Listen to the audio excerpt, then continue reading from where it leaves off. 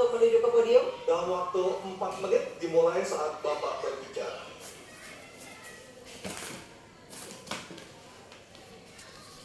Terima kasih. Selamat malam Bapak Ibu sekalian yang hari ini hadir di studio dan tentu saja yang menyaksikan melalui tayangan televisi atau streaming. Kami membaca sekaligus mencatat persoalan luar negeri, pertahanan keamanan, dan tentu saja dari 3 ini kami akan menyampaikan poin per poin. Yang pertama terkait dengan politik luar negeri kita. Politik luar negeri kita adalah alat untuk negosiasi terhadap dunia luar, tapi kepentingan nasional harus nomor 1. Kenapa itu menjadi penting? Karena kita mesti betul-betul bisa melakukan redefinisi terhadap politik luar negeri yang bebas aktif, yang disesuaikan dengan kondisi kekinian. Ini penting karena apa? Karena kita perlu untuk memilih, memilah, dan memprioritaskan yang menjadi kekuatan, keinginan dari bangsa dan negara ini. Rakyat butuh bekerja, rakyat butuh lapangan kerja lebih banyak, investasi harus lebih banyak. Maka kita mesti memperkuat infrastruktur diplomasi kita, duta besar, para diplomat, dan tentu saja inilah yang mesti kita berikan penugasan-penugasan untuk membereskan persoalan-persoalan kepentingan ekonomi nasional dalam konteks kekinian. Dan tentu saja kita tidak pernah lupa, Indonesia selalu setia pada kesepakatan yang pernah diambil. Dekolonisasi yang dilakukan mendorong, meyakinkan kita semua untuk membebaskan seluruh bangsa tanpa boleh mengintervensi satu dengan yang lain. Dan inilah komitmen kita pada kemerdekaan Palestina yang kita dukung terus-menerus. Maka kalaulah kemudian itu kita kerjakan, beberapa problem krisis iklim barangkali akan kita selesaikan dengan membawa pola-pola diplomasi sesuai dengan kekinian yang diperlukan. Atau barangkali kepentingan UMKM yang mesti kita bawa ke dunia internasional seperti praktek yang pernah kami lakukan di Jawa Tengah. Dan itu membuat masyarakat akan merasakan politik luar negeri jauh lebih baik. Pertahanan, sistem pertahanan rakyat semesta mesti kita dorong, kita lapisi dengan pertahanan yang betul-betul berlapis, dan kita jadikan benteng pertahanan Nusantara sebagai sebuah satu kesatuan. Dan kita perlu melakukan penataan gelar pasukan karena IKN menjadi pusat gravitasi baru.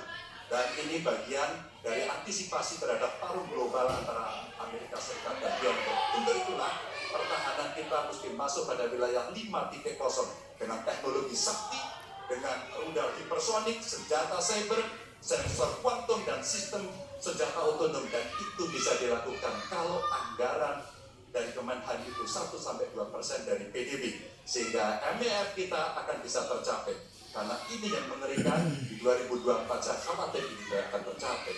Untuk keamanan, terorisme, narkoba, pinjaman online, judi online, kekerasan seksual, ini perlu mendapatkan perhatian termasuk TPPU.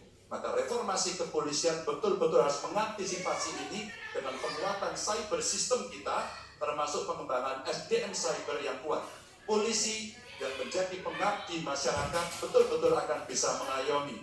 Seperti kemudian pada saat saya bertemu dengan Ibu Mary Hugen, bagaimana Ibu Mary menceritakan bahwa polisi kita mengayomi dengan kesungguhan, polisi kita hidup dengan sangat sederhana, dan mereka punya integritas yang tinggi.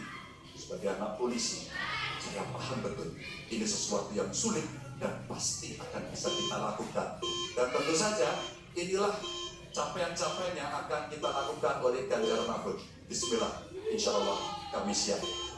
Baik, terima kasih Bapak Ganjar Pranowo. Kami silakan kembali ke tempat Pak Ganjar.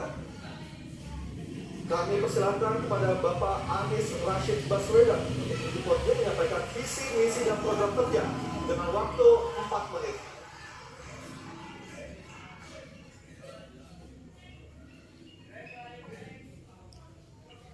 Assalamualaikum warahmatullahi wabarakatuh. Selamat malam dan salam sejahtera untuk semuanya.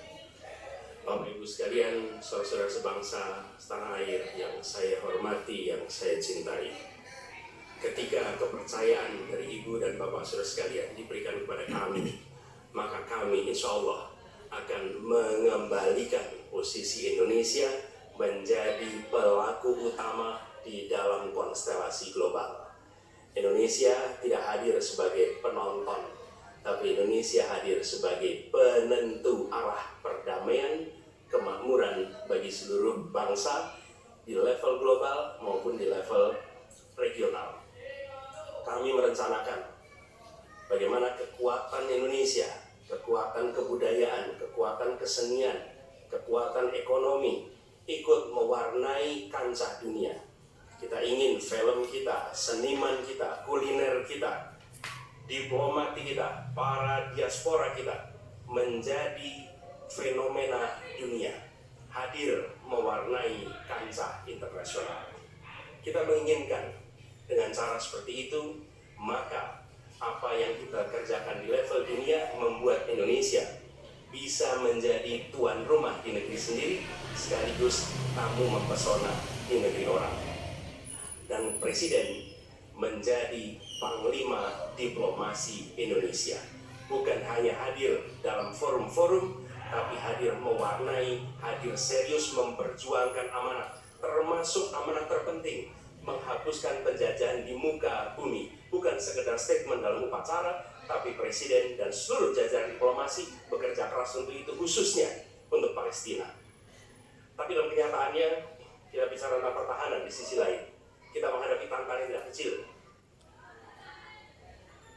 Dalam beberapa tahun terakhir ini, lebih dari 160.000 orang meninggal, bukan karena serangan militer, tapi karena serangan virus. HP kita, komputer kita diserang oleh cyber attack. Lebih dari 800 juta cyber attack. Perdagangan manusia, perdagangan anak. Bagaimana perempuan, anak-anak menjadi korban, lebih dari 3.000 orang. Dan narkoba menyerbu Indonesia. 4,8 juta orang terpapar narkoba. Keluarga-keluarga kita menderita karena narkoba ini. Dan itu pedih sekali. Itu tingkat keluarga. Pencurian ikan, pencurian pasir, itu menandakan bahwa kita kebobolan. Dan lebih jauh lagi, ironisnya, Kementerian Pertahanan menjadi kementerian yang dibobol oleh hacker 2023. Sebuah ironi, karena itu kita ingin mengembalikan.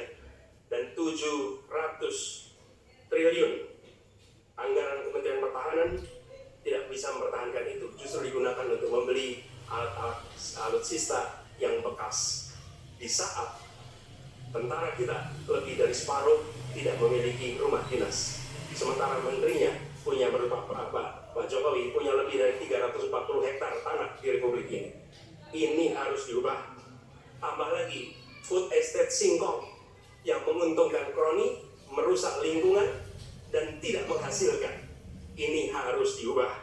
Kami akan memulai dengan kepemimpinan yang menjunjung tinggi etika, kepemimpinan yang mengandalkan data, informasi, kapasitas yang serius. Kita ingin Republik ini berperan di level global, dijaga secara serius untuk rumah tangga, untuk nasional, sehingga kewibawaan kita adalah kewibawaan berdasarkan kekuatan. Untuk itu kita butuh perubahan. Terima kasih. Assalamualaikum warahmatullahi wabarakatuh.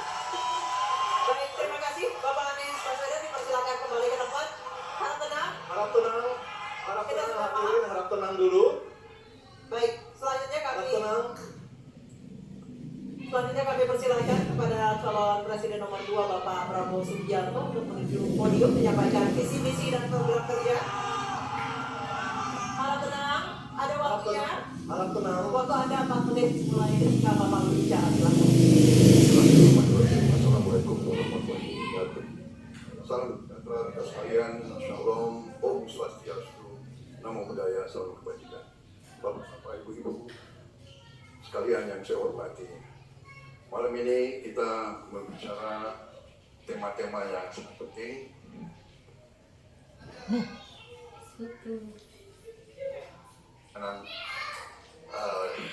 Dengan demikian, kita kembali kepada dasar kita, tujuan nasional yang tercantum dalam Undang-Undang Dasar kita, dalam pembukaan Undang-Undang Dasar 1945 tercantum sangat tegas bahwa tujuan nasional kita yang pertama adalah melindungi segenap bangsa Indonesia dan seluruh tumpah dari Indonesia.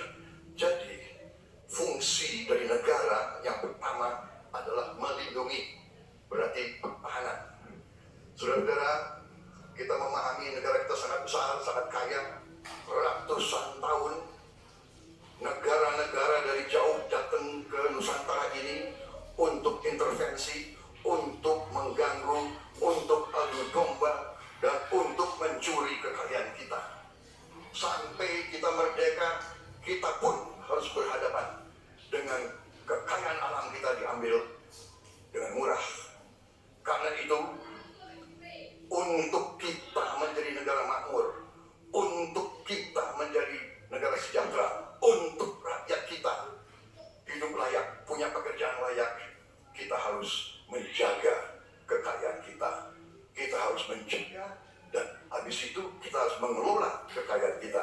Saudara-saudara sekalian, politik luar negeri kita secara tradisi sejak awal kita merdeka adalah bebas aktif, adalah non-blok, tidak memihak, tidak ikut blok-blok, tidak ikut fakta. Ini akan saya teruskan dengan hubungan baik dengan semua kekuatan. Kita bisa mengamankan kepentingan nasional kita. Saudara-saudara sekalian, 1000 kawan terlalu sedikit, 1 lawan terlalu banyak. Kita akan menjalankan politik tetangga baik. Saudara-saudara sekalian, kita bertekad harus punya pertahanan yang kuat. Mungkin ada yang asal bicara tanpa data, ya kan? Mungkin didorong oleh ambisi yang menggebu-gebu sehingga tidak objektif.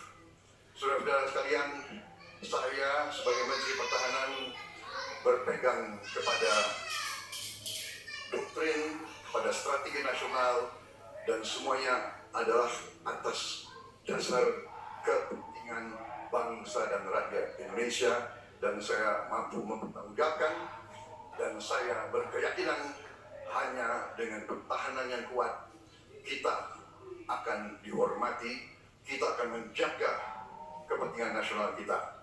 Kalau kita buka buku ilmu pengetahuan yang paling dasar, kekuatan nasional harus ada kekuatan militer. Tanpa kekuatan militer, sejarah peradaban manusia mengajarkan bahwa bangsa itu akan dilindas seperti di Gaza sekarang ini. Akan diambil kekayaannya, akan diusir dari tanah airnya. Tidak bisa tidak, kita harus kuat. Kita harus kuat. Terima kasih. Wassalamualaikum warahmatullahi wabarakatuh. Waalaikumsalam warahmatullahi wabarakatuh. Kami silakan kembali.